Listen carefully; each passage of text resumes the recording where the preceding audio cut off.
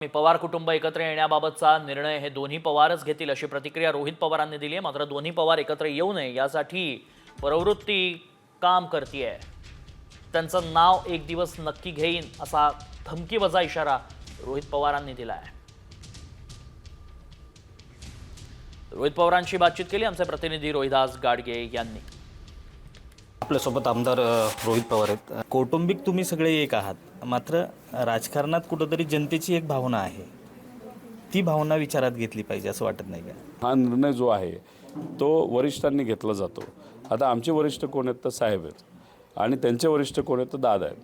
त्या दोघांनी निर्णय घेण्याची गोष्ट आहे। त्यामुळे ते निर्णय जोपर्यंत घेत नाहीत तोपर्यंत तुमची इच्छा, माझी इच्छा, नाही तर कोणाची इच्छा असली नसली, नाही तर लोकांची इच्छा असली नसली तरी ते खरं होऊ शकत नाही। कुटुंब म्हणून मी तुम्हाला हे सांगतोय की कुटुंब म्हणून ज्या संस्कृतीतून आपण येतो, जे संस्कार आपल्यावर आहेत, जी कुठली वृत्ती प्रवृत्ती कुटुंब फोडत असेल स्वतःच्या लाभासाठी, त्या वृत्तीच्या विरोधात लढलं पाहिजे असं आम्हाला लहानपणीपासून शिकवलेलं आहे। राजकारणाचा एक हिस्सा आहे। मी उत्तर देत असताना राजकीय भूमिका तिथं घेणार, नाहीतर राजकीय दृष्टिकोनातून घेणार।